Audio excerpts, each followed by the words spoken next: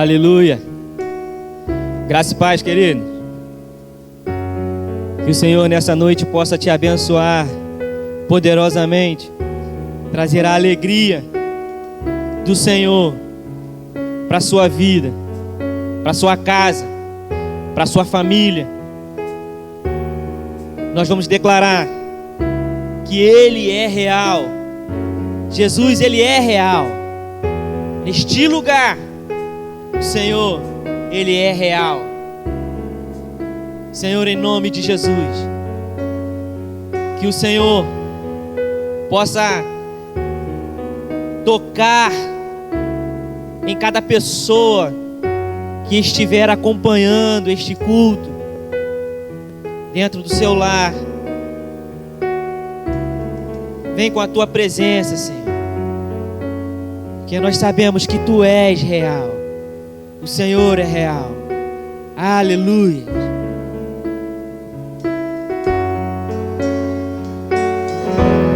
Neste lugar tu és real.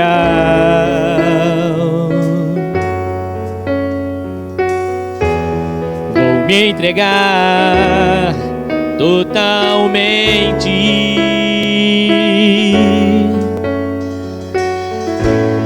O teu toque abriu os olhos do meu coração.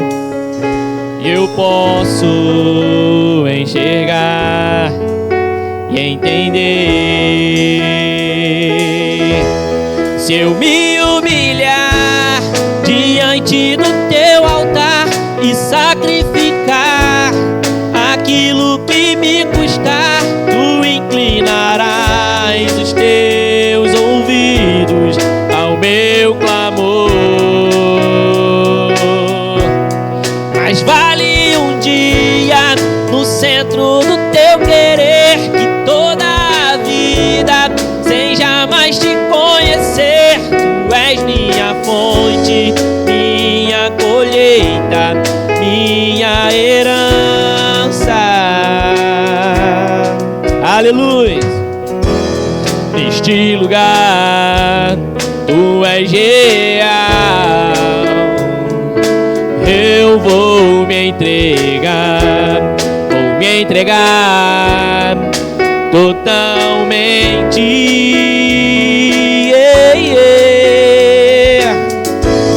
O teu toque abriu os olhos do meu coração.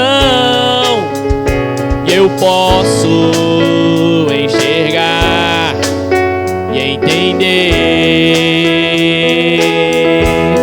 Se eu me humilhar diante do teu altar e sacrificar aquilo que me custar, tu inclinarás os teus ouvidos ao meu clamor. Mas vale um dia no centro do teu querer, que toda a vida sem jamais te conhecer. Tu és minha fonte, minha colheita, minha herança.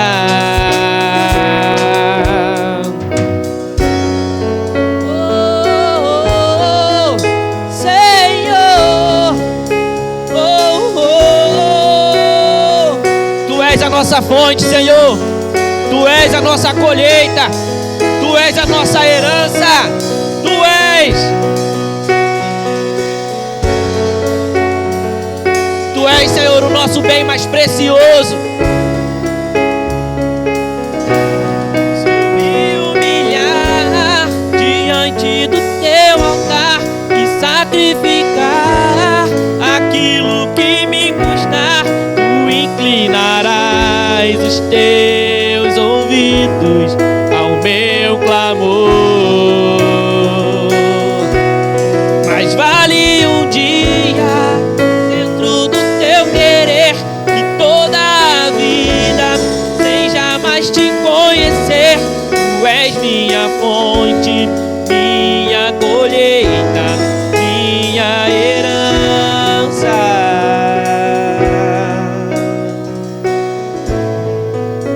Aleluia.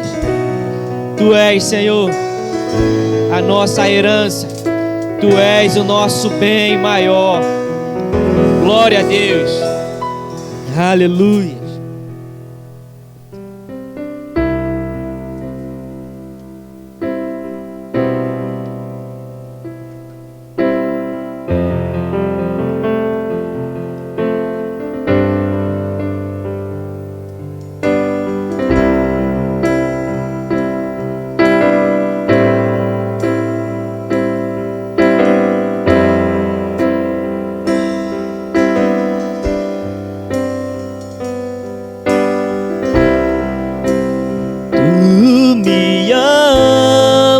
Como sou, mas não me deixas como estou.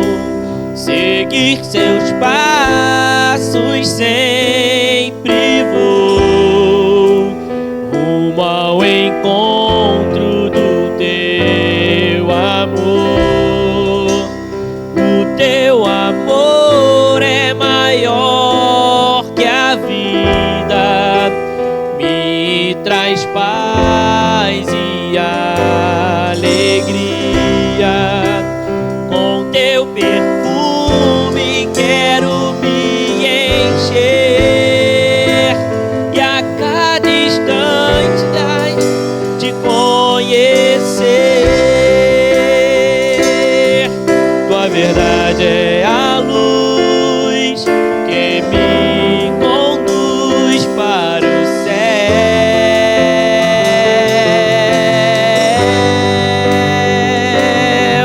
Tua palavra é o remédio que cura todo meu ser.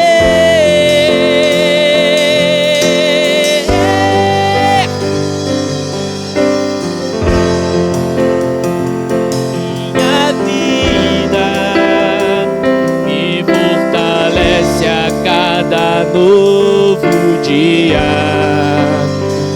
Tua alegria em minha vida, recebo dela hoje. Agora recebo dela hoje. Agora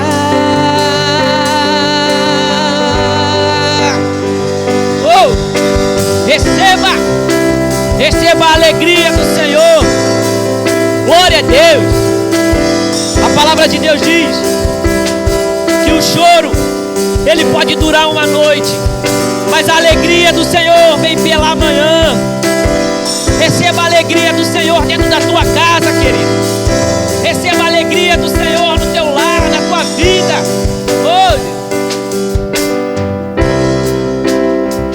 tu me amas como sou, mas não me deixas como estou. Seguir teus passos sempre vou, rumo ao encontro do teu amor. O teu amor é maior que a vida, me traz paz e alegria. Com teu perfume quero me encher e a cada instante mais te conhecer. Tua verdade é a luz que me conduz para o céu.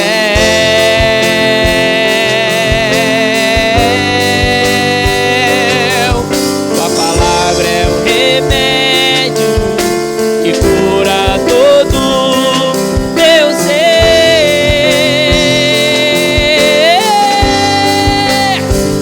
Tua alegria em minha vida me fortalece a cada novo dia. Tua alegria em minha vida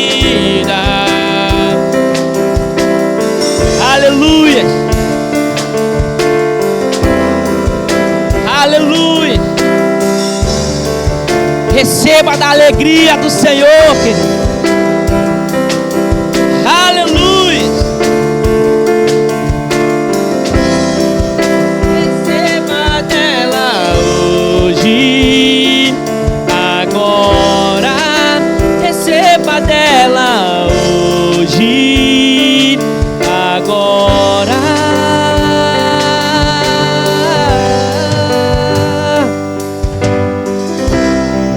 Glória a Deus. Receba a alegria do Senhor dentro da tua casa. Receba a alegria do Senhor na tua vida. Glória a Deus. Quero aqui chamar o nosso pastor Gilson. Vai estar ministrando a palavra de Deus agora na sua vida, querido.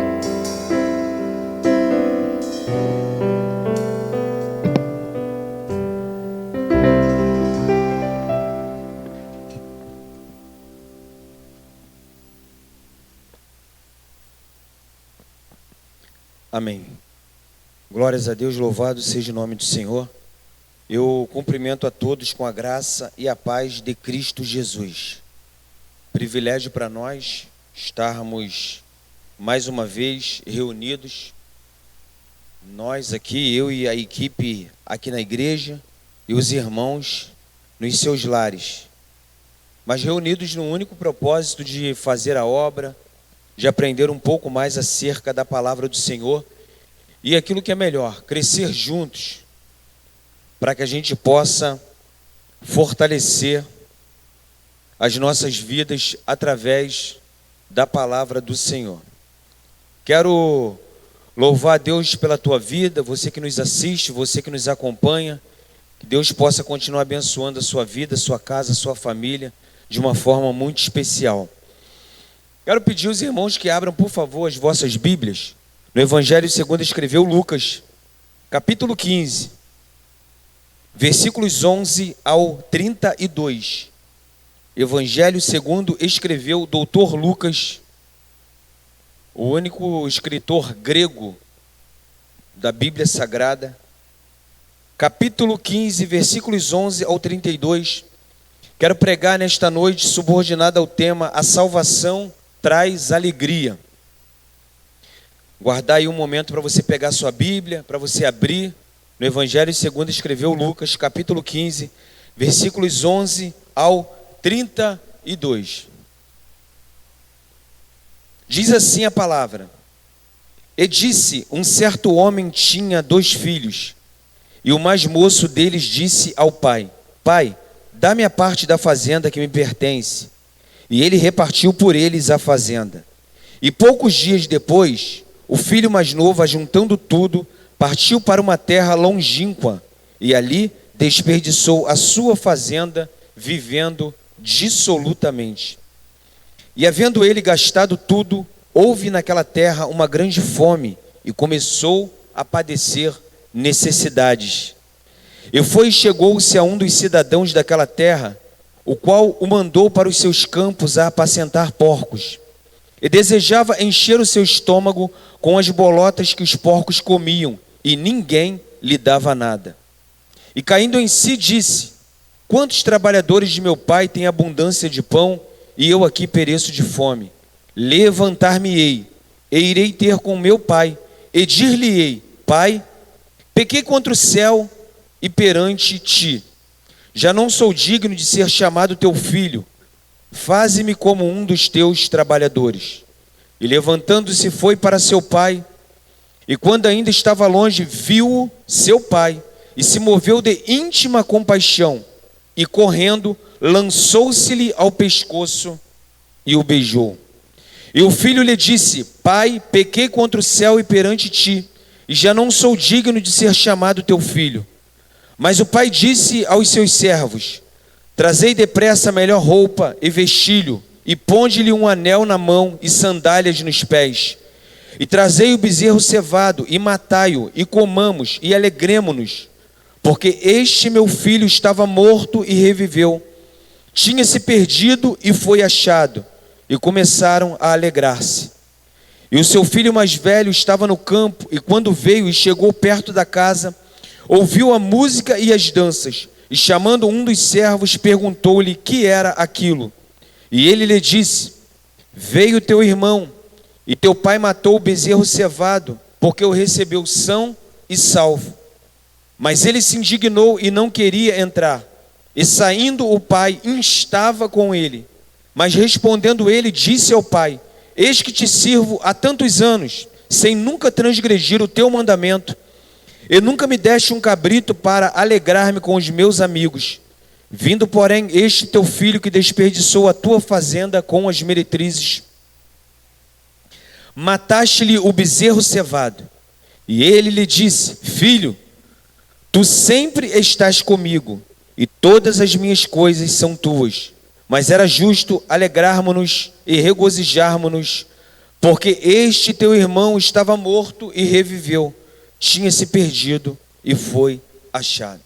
Curve a sua fronte, Pai, na tua presença, na tua autoridade, diante de ti estamos aqui reunidos mais uma vez, para glorificar, para dizer que o Senhor é tudo em nós, para dizer, Pai, que o Senhor é maravilhoso, é Deus forte, conselheiro, Pai da eternidade, príncipe da paz, para dizer que tu és o nosso bem maior e que não temos outro bem além de ti, Pai.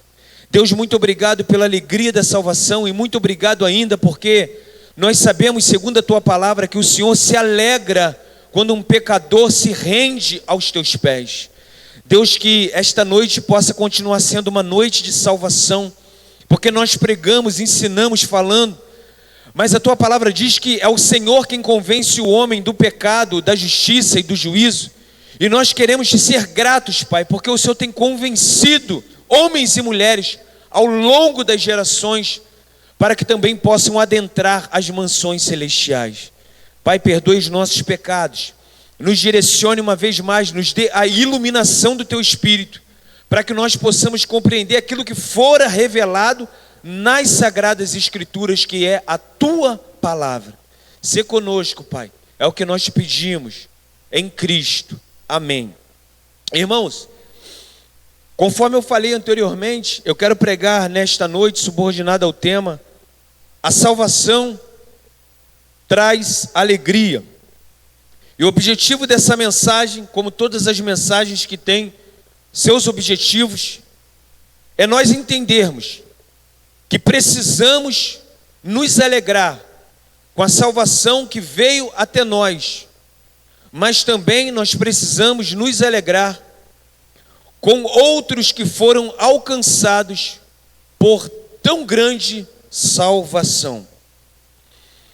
Aqui, quando a gente lê esse capítulo 15, e eu li somente os versículos 11 ao 32, mas eu quero fazer um apanhado de todo o capítulo 15, porque para nós entendermos essa mensagem é necessário que a gente compreenda todo esse capítulo 15, porque o capítulo 15 como um todo, ele fala de 3 parábolas, e essas 3 parábolas, elas são respostas do Senhor Jesus para um questionamento que fora feito nos versículos 1 e 2.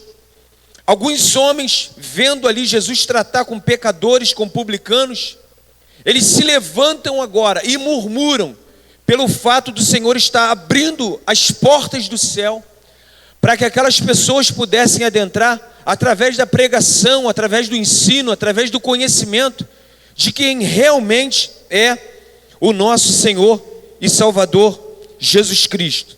E quando a gente olha para a Bíblia Sagrada, e principalmente isso acontece nos evangelhos, a gente vai notar que Jesus, ele ensinava como um mestre da sua época, ensinava muito por meio de história. Precisamos lembrar aqui de 2 detalhes a respeito dessas histórias chamadas parábolas. O que é uma parábola, pastor? Parábola, ela é um recurso que os mestres se utilizavam para ilustrar uma verdade espiritual. Elas possuem uma verdade central. Todas as parábolas possuem uma verdade central e elas também estão dentro de um contexto. Todas essas 3 parábolas aqui estão sendo contadas, conforme eu disse anteriormente, para tratar de uma problemática que surge nos versículos 1 e 2. Ou seja, pessoas estavam vindo até Jesus Cristo, publicanos, pecadores. Eu já falei, mas nunca é demais tornar a falar, que os publicanos, eles eram uma classe que era detestada pela sociedade. Por quê? Eles estavam a serviço de Roma. E uma vez estando a serviço de Roma, eles também eram tidos como traidores, como aqueles que conspiravam contra a sua própria nação, para estar a serviço de uma nação que subjugava a nação na qual eles pertenciam. Mas os publicanos também, eles eram acusados de serem avarentos, eles eram acusados de ser corruptos, eles também eram acusados de ser impuros, uma vez que eles, como cobradores de impostos, lidavam com pessoas não judias, ou seja, eles lidavam com pessoas que não eram da nação de Israel, e segundo a lei, ao terem contato com essas pessoas, eles se tornavam impuros. A situação não era fácil para eles. Mas o texto também fala de pecadores. O capítulo 15 também fala que os pecadores vinham ouvir. Quem eram os pecadores? Segundo o Evangelho de João, capítulo 7, versículo 49, você pode estar conferindo, fazendo a sua anotação e depois conferindo. Esses pecadores, eles eram o povo comum das ruas, as pessoas que não tinham um conhecimento profundo, eles não tinham o entendimento da lei, e eles eram até mesmo menosprezados pelos fariseus, pelos escribas. Os escribas e fariseus olhavam para essas pessoas chamadas de pecadores porque não conheciam, não tinham o entendimento da lei. Os escribas e fariseus então olhavam para elas com desdém, olhavam para elas com desprezo. Esse tipo de pessoas aqui que o Senhor acolhe, é esse tipo de pessoa, publicanos e pecadores, que o Senhor Jesus dá atenção.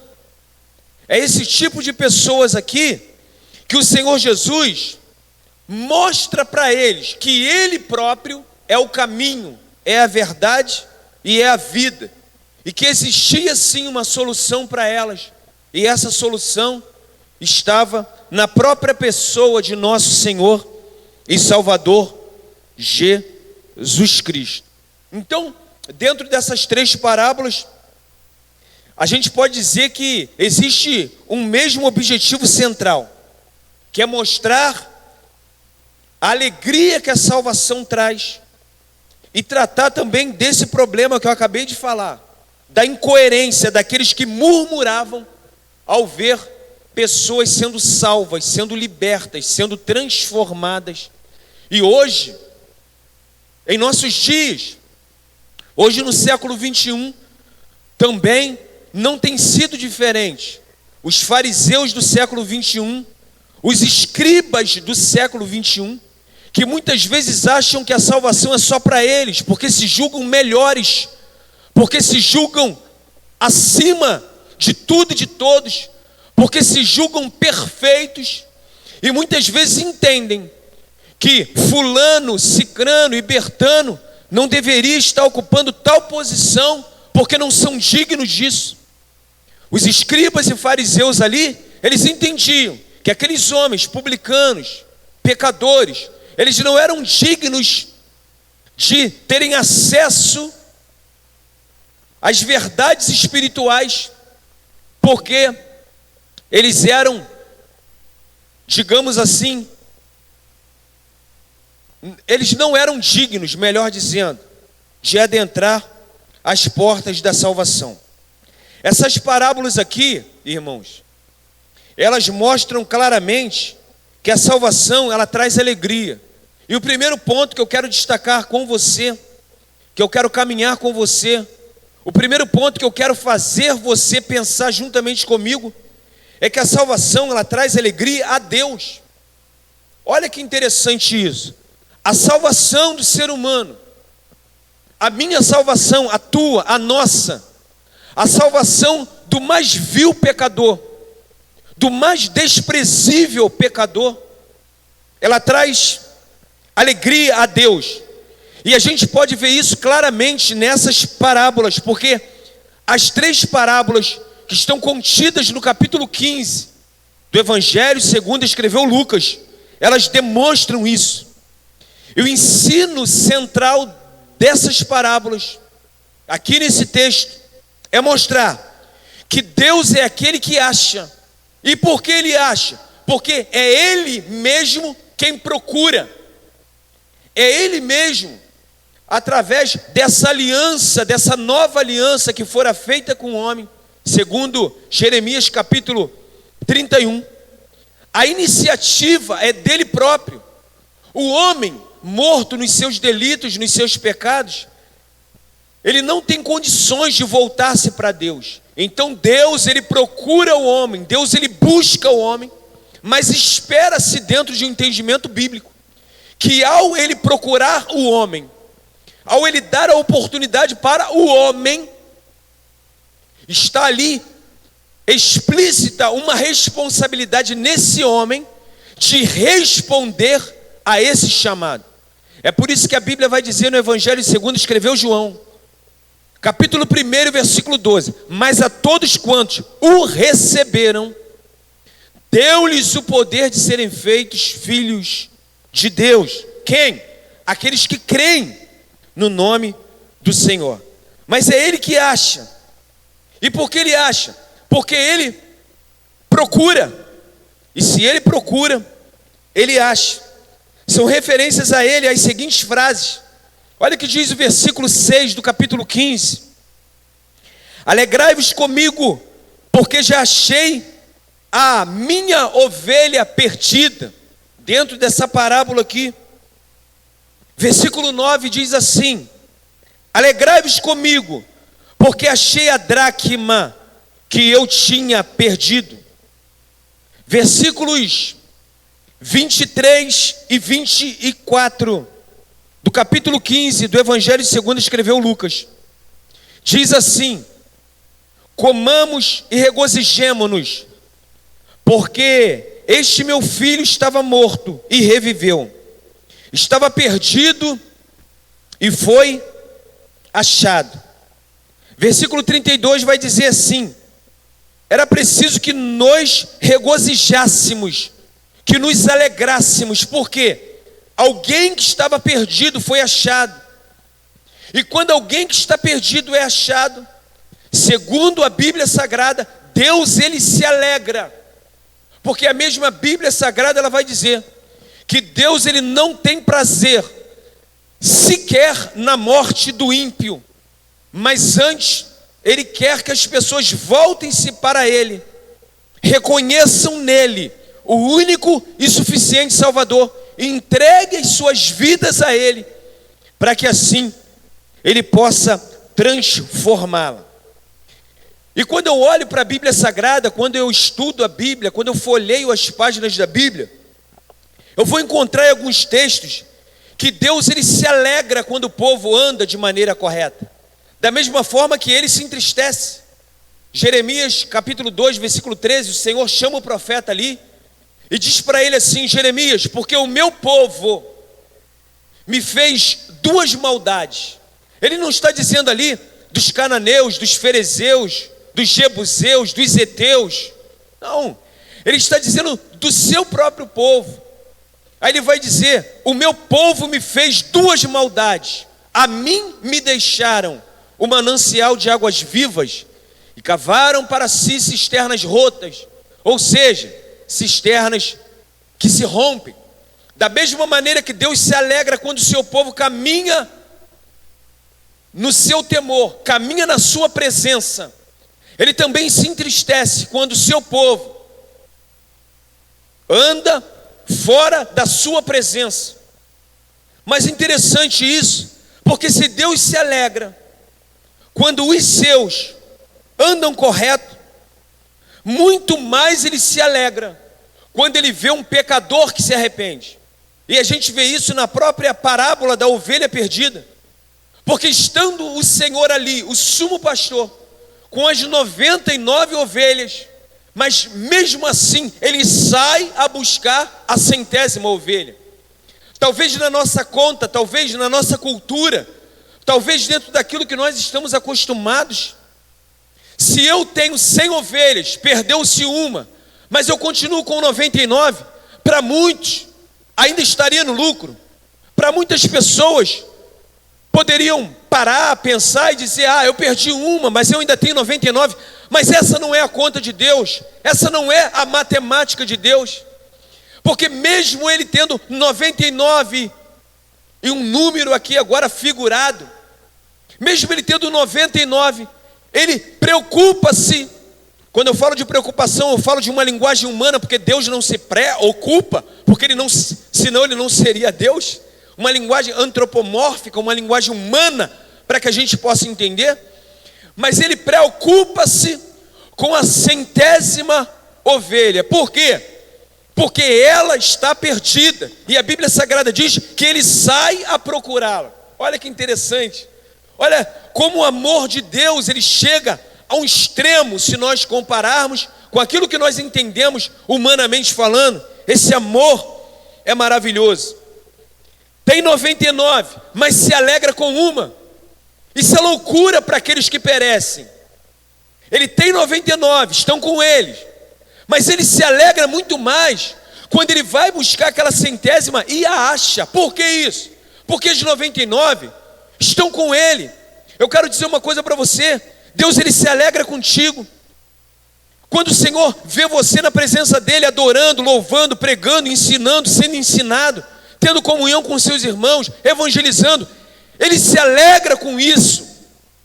Mas ele se alegra muito mais quando um pecador que está lá no lamaçal do pecado, está vivendo nas trevas, está vivendo de maneira dissoluta, ele se alegra muito mais quando esse pecador é resgatado e também vem para o aprisco.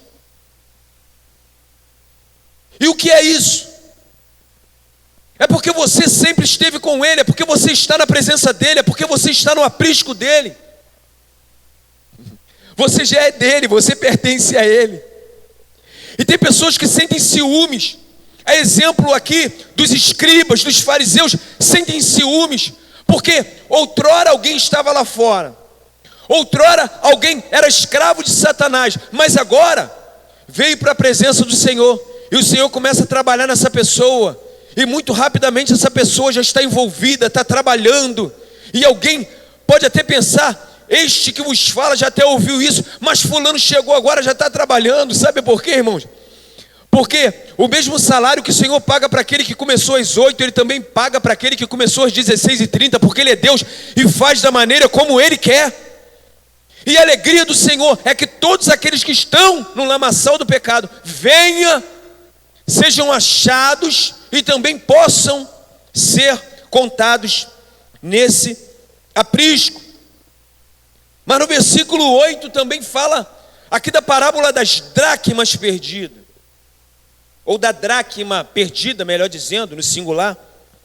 Interessante aqui que essa mulher, ela tem 10, perde uma, fica com 9, mas ela não fica sossegada, digamos assim.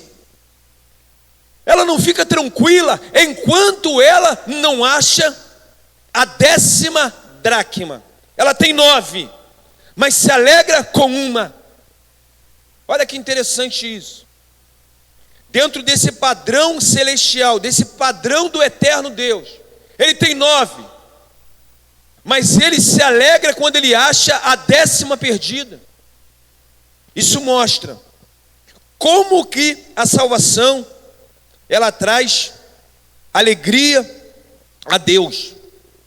Versículos 31 e 32, falando aqui da parábola do filho pródigo, uma outra parábola contida no capítulo 15 do Evangelho segundo escreveu Lucas.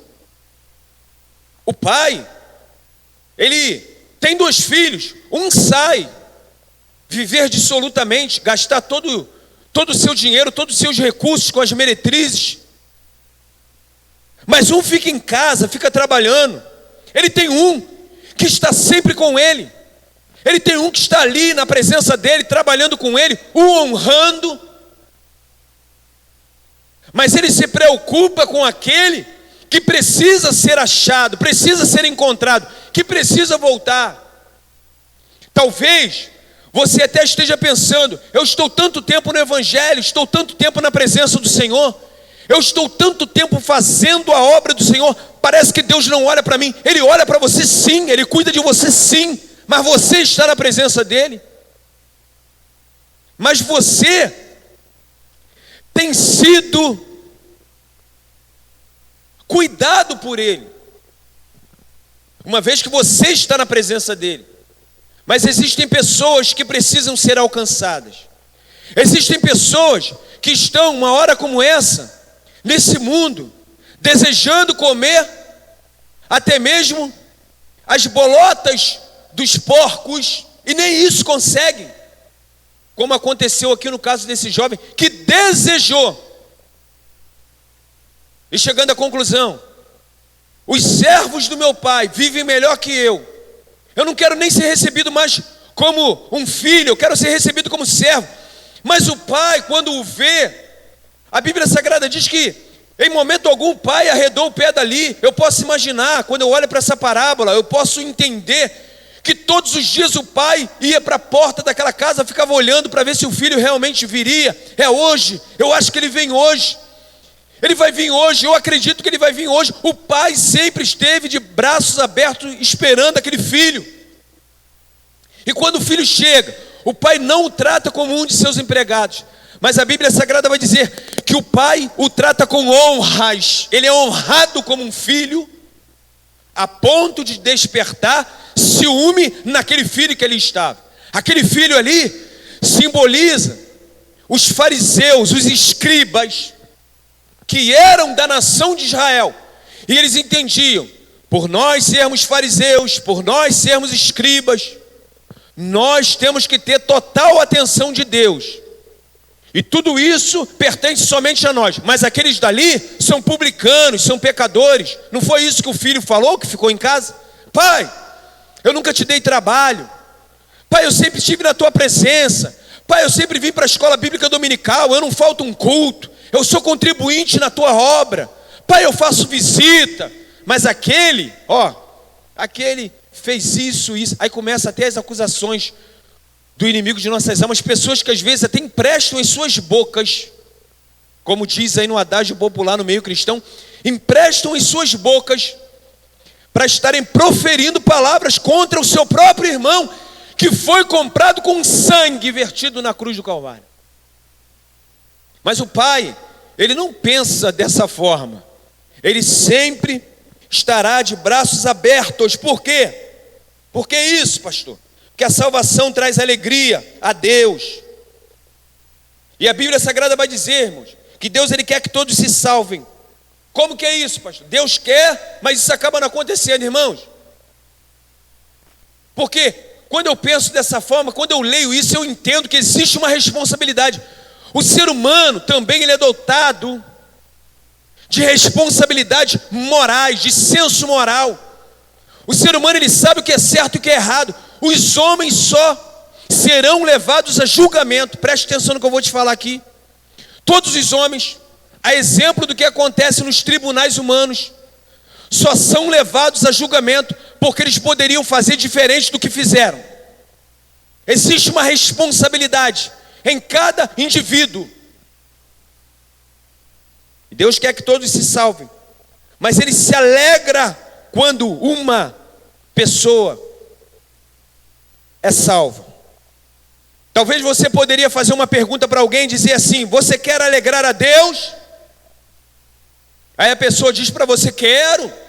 Aí você responderia: ande nos seus caminhos. Alegrar a Deus, ande nos seus caminhos. Aí você pode fazer uma outra pergunta: você deseja que Deus se alegre ao extremo? Você deseja que o Senhor faça festa? Aí você: sim, claro, eu quero tudo isso. Aí você responde para ela: reconheça que é um pecador, reconheça que você é perdido, volte-se para Deus, suplique para Ele, diga que você é um miserável, um pobre, um cego, um nu, que aí você vai obter a salvação que há em Jesus Cristo. Eu não acredito, quando eu olho para a Bíblia Sagrada, que a salvação seja exclusividade de alguns. Eu não consigo conceber do Gênesis a Apocalipse que essa salvação é exclusividade de alguns. Não, eu não consigo conceber isso.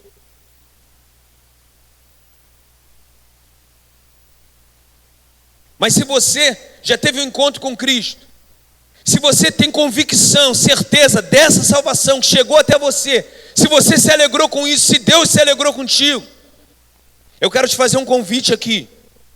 Ajude outras pessoas a serem achadas também por Deus. Por quê? Porque você é um instrumento de Deus para falar do amor de Cristo para outras pessoas.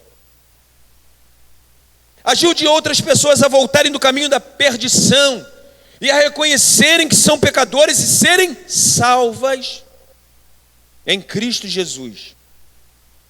Então a salvação traz alegria a Deus, primeiro tópico. Segundo aqui, a salvação traz alegria aos anjos de Deus. Olha que maravilha.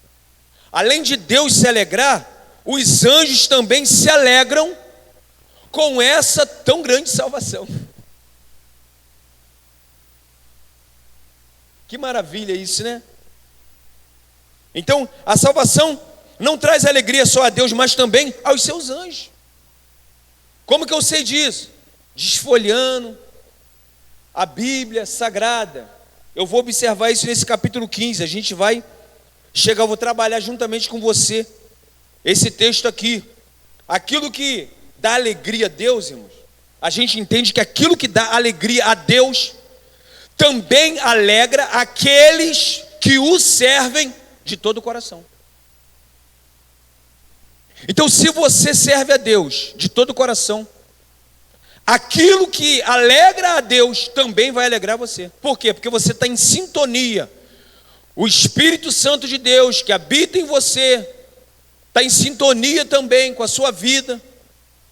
E você tem alegria na alegria de Deus, né? Parece até algo contraditório, mas você tem alegria na alegria de Deus.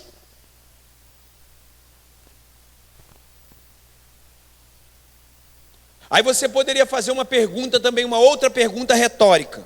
Afinal, o que poderia alegrar a Deus? Presente, sacrifício? Não.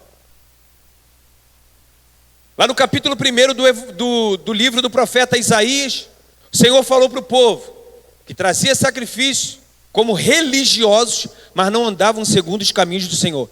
Ele falou: eu estou farto dos vossos sacrifícios. Então o que poderia alegrar a Deus?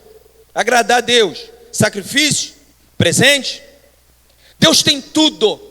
Deus, Ele pode tudo. Ele é o grande eu sou, imutável, autossuficiente, soberano, o eterno.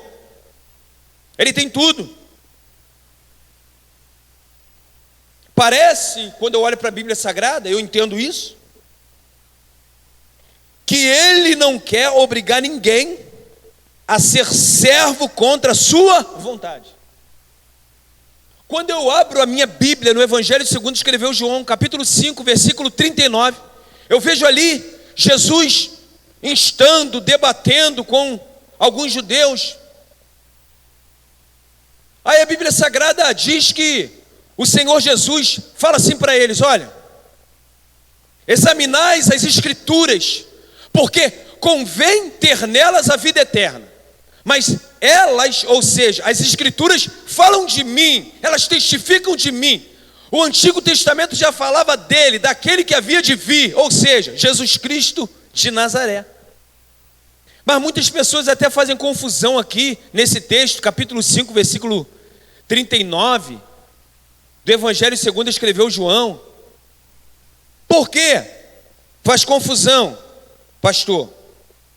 Porque aqui, irmãos, muitas pessoas acham que isso aqui é um imperativo. Muitas pessoas acham que o Senhor Jesus está dizendo assim: olha, examinai as Escrituras, está dando uma ordem. Não, isso aqui é um indicativo. O texto aqui, a força do texto original, nos leva a crer que Jesus aqui está indicando, está dizendo assim: olha, vocês examinam as Escrituras, vocês dizem que são zelosos, vocês dizem que observam os textos das Escrituras Sagradas, mas como pode vocês não me reconhecerem? porque as Escrituras testificam de mim. Então como que vocês não me reconhecem como o Filho de Deus, aquele que havia de vir? Aí, no versículo 40, Jesus fala assim para eles: contudo, não quereis vir a mim para terdes vida. Ou seja, Jesus joga a responsabilidade para eles. Jesus fala assim: olha, vocês não querem vir até a mim para terem vida, não querem. Se Jesus fala que eles não querem vir até ele para ter vida, significa dizer que eles poderiam se quisessem. Ou seja, eles desprezavam o verdadeiro alvo da Bíblia, pelo qual ela existe e pelo qual ela, ou seja, a Bíblia, aponta sem cessar. Para quem? Para Cristo, o Filho de Deus. Todo o Antigo Testamento, irmãos, ele era a preparação. Para quê? Para a manifestação que se deu nos Evangelhos. Para depois nós termos no livro dos Atos a propagação, para depois nós termos nas epístolas a explanação, ou seja, a explicação, e para depois lá no Apocalipse nós temos a consumação. Toda a Bíblia é dividida em 5 partes, apontando para o Senhor e Salvador Jesus Cristo. Todo o Antigo Testamento falava da preparação. Aí Jesus diz para eles: olha, vocês examinam as Escrituras, dizem que são expert nas Escrituras, conhecem ela de có e salteado, mas elas falam de mim e vocês não querem reconhecer. Eita Deus, hein? Esse Deus é maravilhoso, irmão. Olha como Jesus tratava com eles. Jesus, digamos assim, desculpe aqui meu linguajar, eu sou um homem, eu costumo dizer para os meus irmãos que eu sou pesado de línguas. Desculpe aqui meu linguajar, tá? Mas Jesus, ele fazia com que aquelas pessoas se enforcassem com as suas próprias cordas. Por quê? Porque eles não queriam saber de Jesus Cristo. E o próprio texto vai falar isso, no versículo 40. Vocês não querem vir a mim para ter vida, não querem. E a Bíblia Sagrada vai dizer que o Senhor aguarda e deseja a conversão das pessoas. Fico pensando no capítulo 2 do livro dos Atos dos Apóstolos. Estava ali Pedro, cheio do Espírito Santo, pregando de uma maneira impetuosa. A Bíblia Sagrada vai dizer que quando Pedro termina de pregar, aqueles homens que ouviam a Pedro, eles chegaram ao ponto de falar assim: que faremos agora, irmãos, varões, que faremos?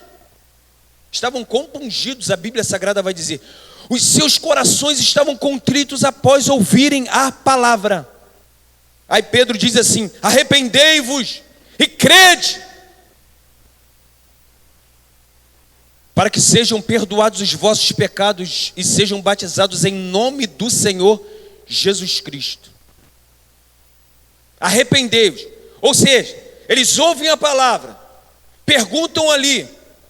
Note, irmãos, que Pedro aqui, ele não fez convite para ninguém receber a Cristo. Não estou dizendo que não se deva fazer, não, tá? Continua fazendo o seu convite aí.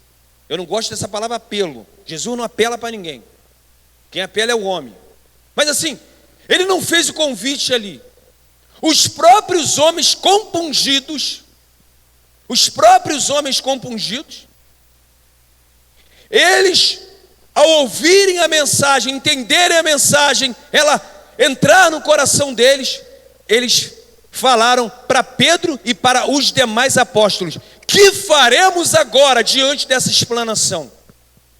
Aí Pedro vai dizer: arrependei-vos. Vocês precisam se arrepender e crer, que é uma responsabilidade humana. O Senhor já deu essa possibilidade para que os homens façam isso. Quando Pedro está ali pregando, é Deus abrindo as portas para que aquelas pessoas pudessem ouvir o Evangelho e tivessem essa oportunidade aqui. Então, a Bíblia Sagrada, ela nos leva a crer, através desse texto aqui, capítulo 15, que quando a conversão acontece, porque o próprio Senhor Jesus explica isso, até os anjos se alegram. E não se alegram com pouca alegria, não. É com muita alegria. A alegria deles na parábola é comparada à alegria de uma mulher. Vamos voltar lá no século I. As casas dos pobres não tinham janelas, eram escuras.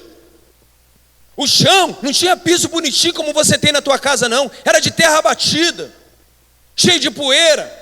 Aquela mulher tem 10 dracmas, cada dracma valia o equivalente hoje a 16 centavos americanos aproximadamente. Ou seja, 10 dracmas dentro daquele contexto do século I era uma economia muito grande que aquela mulher havia feito.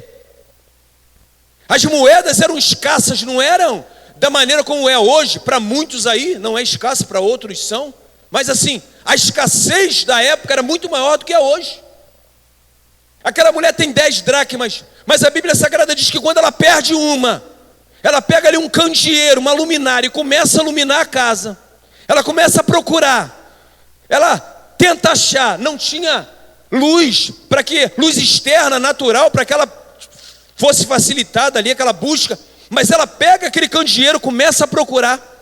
E a Bíblia Sagrada diz que quando ela acha, ela se alegra tanto que ela chama as vizinhas e fala: eu achei a 10ª dracma. Mas ela tinha 9. Talvez se fosse eu hoje, bom, eu tenho 100 reais, um exemplo. Eu perdi 10 reais, mas eu ainda tenho 90. Está tranquilo, estou satisfeito, vou continuar minha caminhada. Mas, irmãos, aqui está ilustrando o amor de Deus. Essa parábola aqui, ela está ilustrando como que Deus ama o pecador e como os anjos se alegram por isso. Ele tem 9, ele tem você, ele tem sua família, ele tem tua casa, ele tem essa igreja, ele tem a igreja dele espalhada no mundo, mas ele se alegra muito mais quando um pecador se arrepende, é isso que a Bíblia vai dizer, e os anjos se alegram também, porque o texto vai dizer isso. O texto, ele nos leva a crer isso.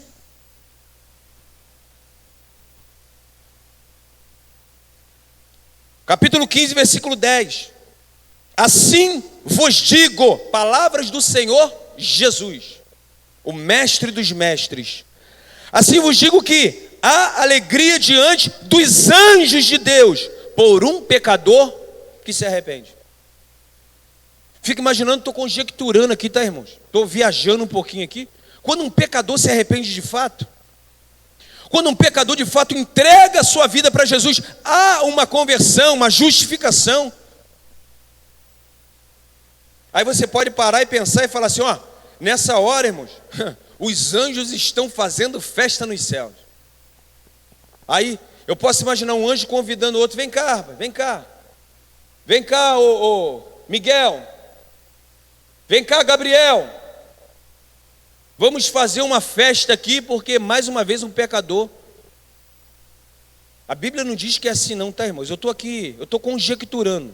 Conjectura é uma opinião que o pregador dá, que ele não tem essa base explícita na Bíblia. Mas eu estou aqui conjecturando, só para você entender um pouquinho, para a gente ilustrar aqui. Miguel, o que foi, Gabriel? Vamos fazer uma festa maravilhosa hoje. Hoje tem festa, por quê? Um pecador se arrependeu. Que negócio é esse, irmão? Isso é Deus. E muitas vezes nós não entendemos. Muitas vezes nós mesmos cristãos, nascidos de novo, muitas vezes nós mesmos questionamos: mas fulano fazia isso, aquilo.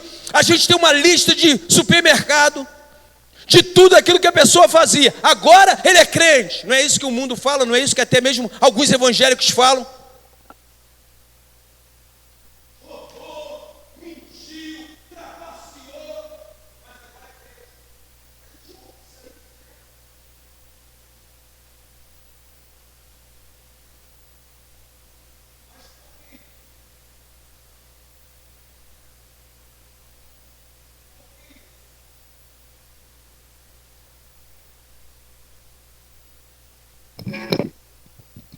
Por quê?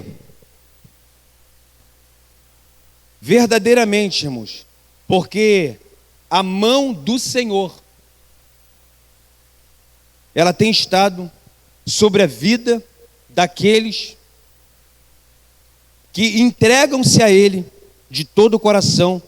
E a Bíblia Sagrada vai dizer que essa salvação traz alegria também aos anjos de Deus. Quer mover o sobrenatural? Arrependa-se dos seus pecados. Se ainda não teve encontro com Cristo, arrependa-se dos seus pecados. Se já teve, ajudem outros a alcançarem também tão grande salvação. Alcançar, que eu digo, não é pelo seu esforço, não é pelo aquilo que você pode fazer, não. É por aquilo que o próprio Cristo já fez.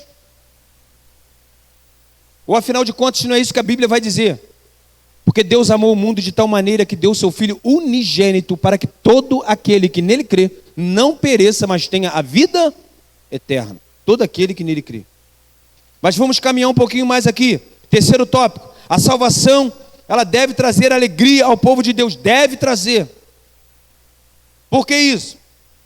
Porque se a salvação não traz alegria ao povo de Deus, se a salvação não traz alegria a você que é salvo, que nasceu de novo, tem alguma coisa errada. Ou você não é verdadeiramente o povo de Deus, ou você é egoísta, ou está querendo tudo para si mesmo, mas deve trazer alegria. Eu não conheço um crente verdadeiro que não se alegra quando alguém entrega a sua vida para Jesus. Eu não conheço. Então talvez aqui, os fariseus e escribas, que se intitulavam os melhores, os suprassumos, eles pudessem estar pensando: se Jesus é Deus, deveria estar preocupado conosco. Somos leais seguidores. Leais seguidores. Devia estar nos dando atenção. Como é que ele perde tempo com esses publicanos, com esses pecadores? Como é que pode isso? Mas não é perder tempo. O Senhor, Ele não está no nosso tempo, mas vamos entender que estivesse, para a gente ter uma compreensão aqui. Ele investe esse tempo. Ele é atemporal, tá, irmãos? Mas Ele investe esse tempo dentro da nossa ótica, para que as pessoas possam ser alcançadas. Como? Através do Espírito Santo, convencendo os homens do seu pecado, da justiça e do juízo. Como a atenção de Jesus, que dava ali aos publicanos, pecadores, causava tristeza nesses escribas e fariseus. Pessoas tristes, porque Jesus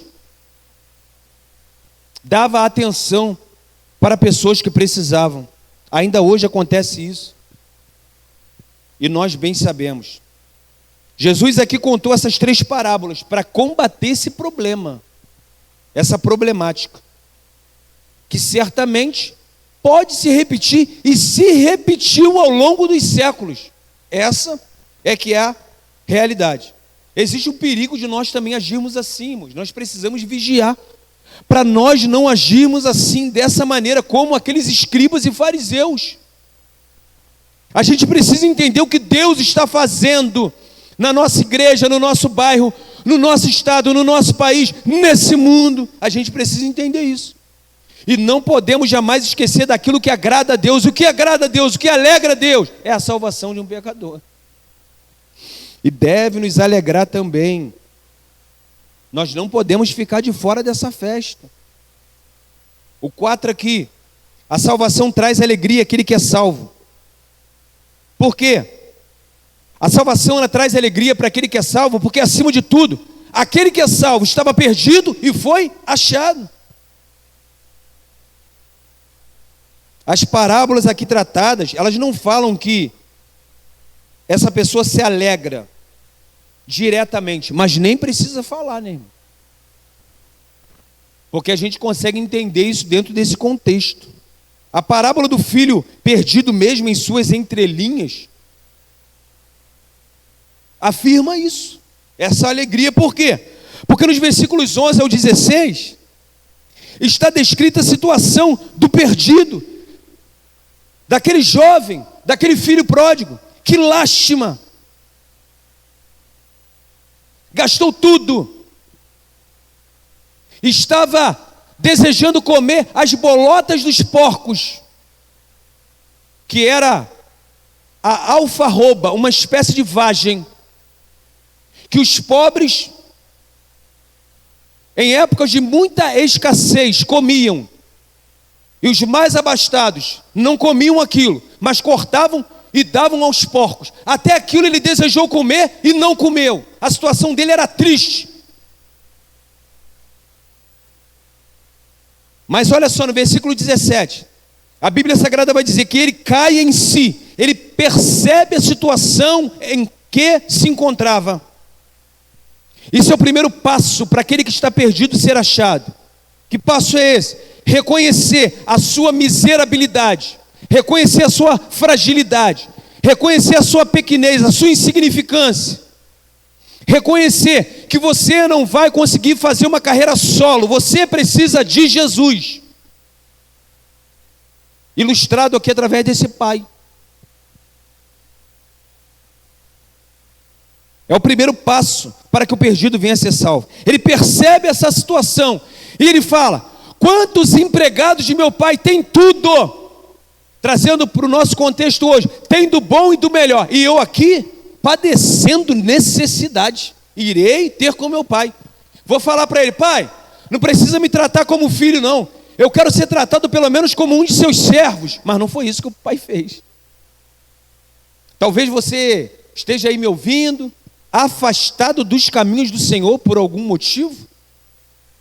Eu não quero nem saber, eu só vou orar por você. Não quero nem saber o motivo não. O importante é que o Senhor Jesus saiba. E Ele trata disso melhor do que qualquer um de nós. Talvez você tenha pedido oportunidade para o Senhor, falado: Senhor, eu quero simplesmente chegar na tua casa, eu quero me assentar ali, eu não sou digno mais de trabalhar na tua obra, de fazer mais a tua obra, eu não sou digno mais de me envolver. Mas quem te falou que Ele vai te tratar dessa forma? Ele vai colocar a melhor roupa em você, vai matar o bezerro cevado, vai colocar um anel no seu dedo, uma sandália nos seus pés, e vai dizer para você assim: olha, você é meu filho, porque eu te comprei com o meu sangue. Isso basta para você? Nos versículos 20 ao 23, do mesmo capítulo 15, nota-se que ele foi recebido de braços abertos pelo Pai. Braços abertos. Não foi recebido com desdém. O Pai não lançou em rosto aquilo que o filho havia feito, não, antes ele o recebeu. A Bíblia diz que o beijou. A força do texto dá a ideia de que o pai pegou, cobriu o filho de beijos. Já viu aquele pai que gosta de beijar o filho ali, né? Geralmente os pais gostam muito de beijar seus filhos. A ideia foi que o pai, ele deu ali algumas dezenas de beijos naquele filho, de tão alegre que ele estava. Só quem já passou por essa situação, irmãos, sabe o que eu estou falando. Saber como é a situação de um perdido que hoje encontrou a salvação. Tem uma ilustração interessante que diz que certa feita, conta-se que houve um incêndio num prédio de apartamentos. Praticamente todos os moradores morreram, alguns queimados, outros porque inalaram fumaça. Um determinado homem, ele desesperado, ele subiu até o terraço e ele ficou olhando para baixo, ficou pensando: eu pulo, eu não pulo, está muito quente aqui, o fogo vai me alcançar, o que eu vou fazer? Sabe lá Deus o que se passou na cabeça dele naquele momento? Ferido, queimado. Ele esperava o fim trágico da sua vida. Ele já tinha por certo um fim trágico, quando foi alcançado, segundo aqui essa história, por um heróico bombeiro, que arriscando a sua própria vida, ou seja, dando ali a sua própria vida, ele chega ao extremo para salvar aquele homem. Depois de ter passado ali algumas horas, algumas pessoas tristes porque perderam seus entes queridos, outras pessoas alegres porque conseguiram se salvar. O bombeiro se alegrou muito pelo sucesso da sua missão. E seus colegas, batendo no seu ombro, diziam para ele, melhor dizendo: rapaz, parabéns aí pelo êxito da missão. Você conseguiu cumprir a sua missão, vida alheia e riqueza salvar. Nesse caso, essa vida alheia. Os familiares e amigos do resgatado ali fizeram festa, se alegraram. Mas ninguém ali, nem o bombeiro, nem os seus companheiros, nem os seus familiares, ninguém ali se alegrou mais do que aquele próprio homem que fora resgatado, porque só Deus e ele sabia o que ele havia passado ali. Só Deus e ele havia entendido aquilo que ele tinha passado. Assim é a alegria daquele que estava perdido, mas foi achado. Certa vez eu conversando com um amigo, e ele falando para mim acerca da sua conversão, ele dizia: eu era um lixo, eu era desprezível.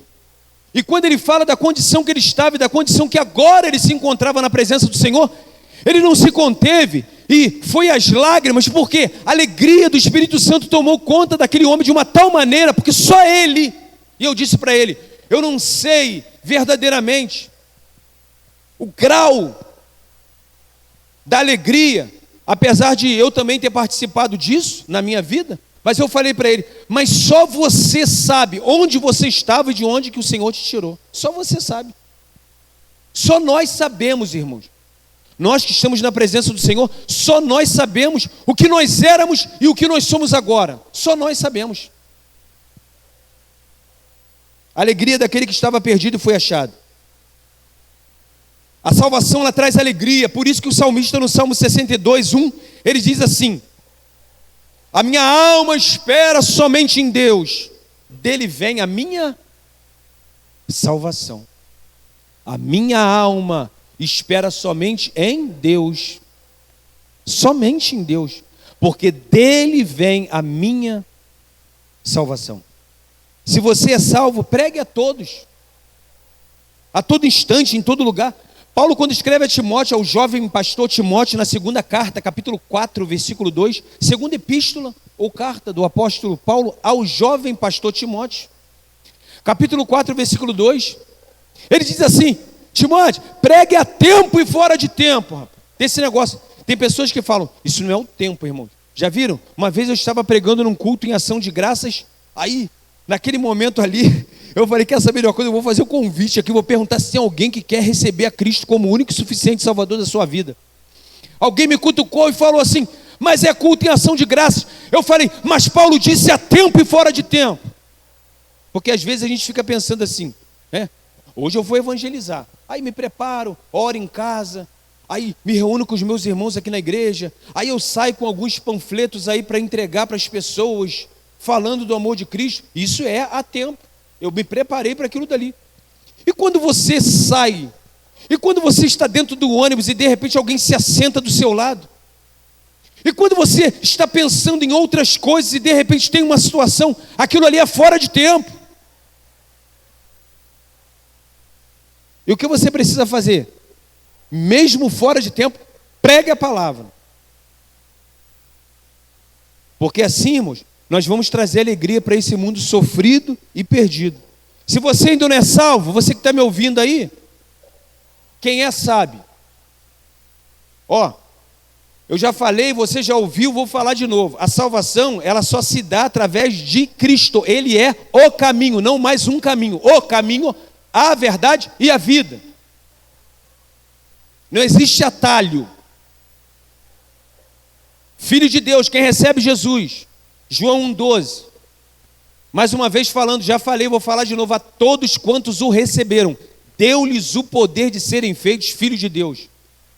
Evangelho segundo escreveu João, capítulo 5, versículo 40. Jesus falou para aqueles homens: vocês não querem vir a mim para receber a vida. Não querem vir a mim para ter vida. Por que Jesus falou isso? Vocês não querem. Então, se você ainda não é salvo, não espere mais, arrependa-se dos seus pecados e volte-se para Deus.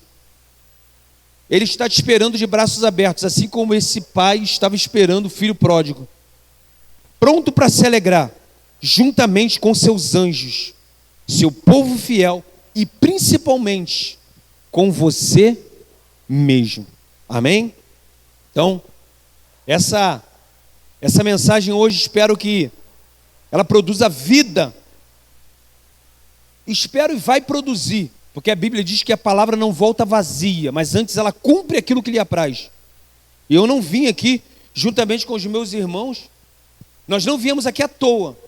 Nós viemos aqui simplesmente por um propósito do Senhor. Essa salvação traz alegria. Essa salvação traz alegria a Deus e aos anjos de Deus. A salvação também deve trazer alegria ao povo de Deus. E a salvação traz alegria àquele também que é salvo.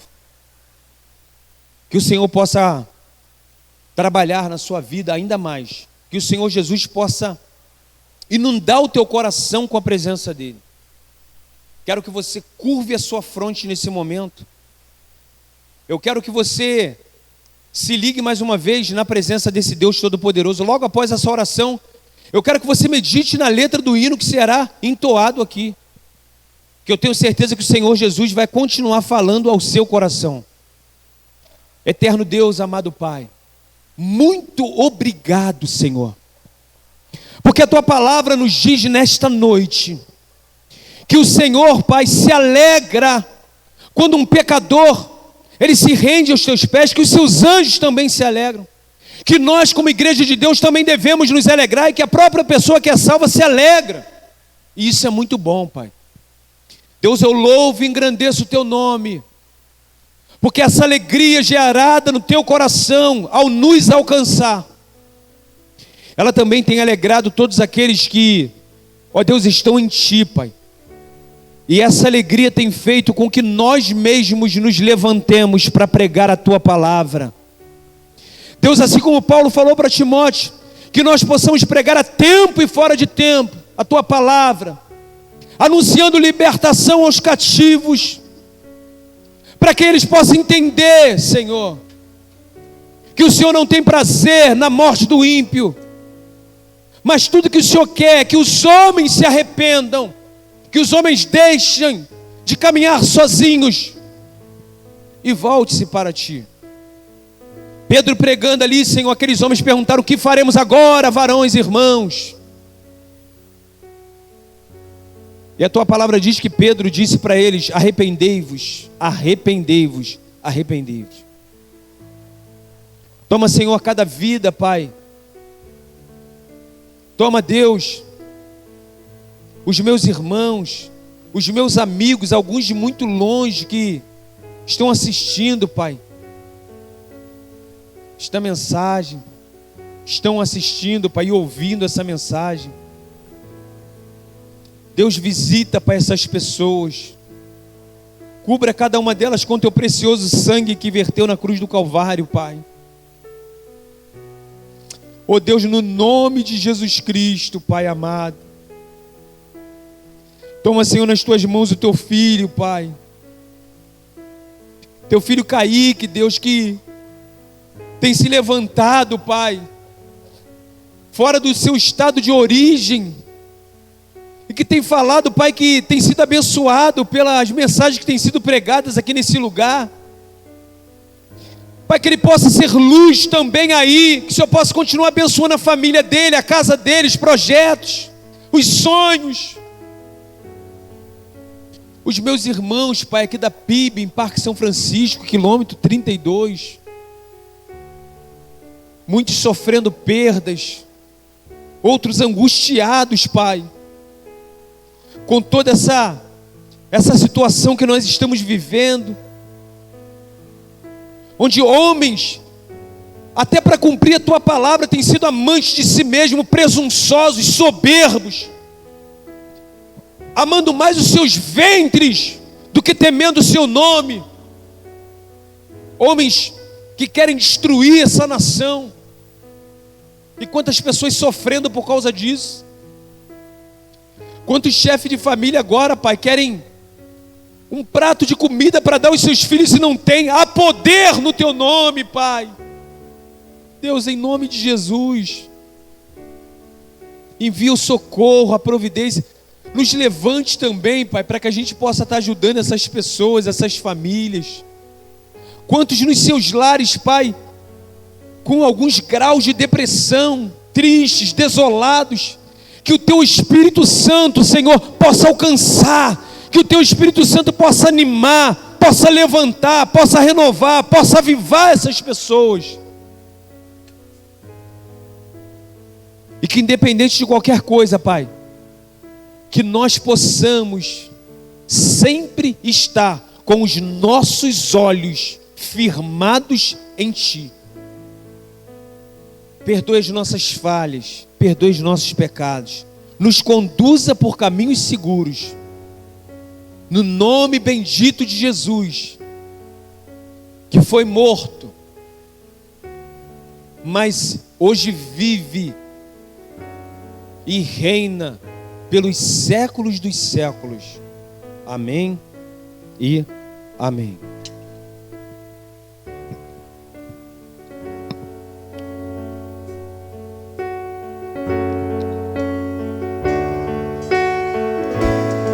Aleluias.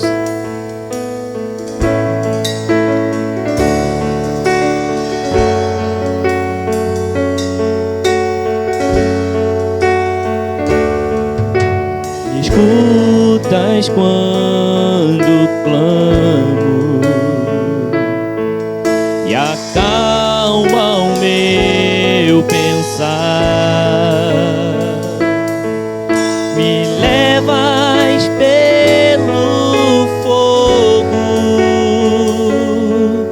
curando todo o meu ser.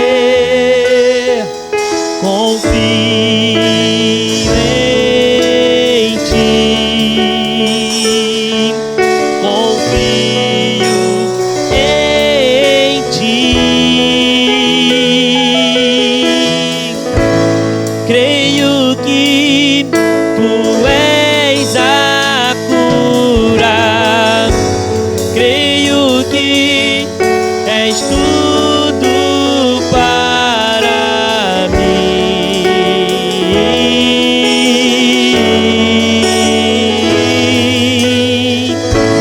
Creio que Tu és a vida, creio que não há outro igual a Ti. Jesus, eu preciso de Ti.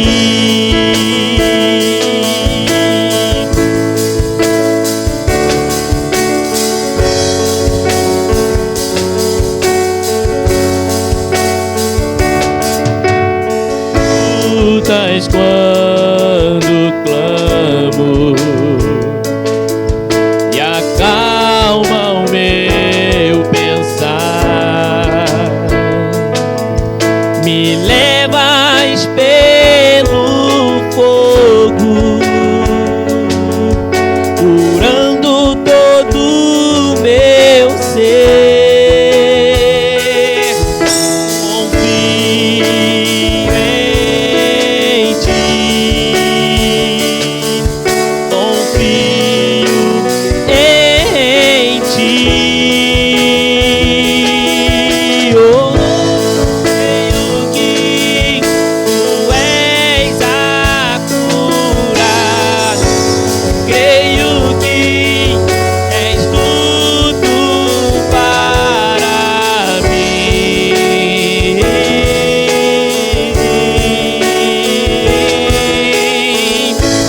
Creio que Tu és a vida, creio que não há outro igual a Ti. Jesus, eu preciso de Ti.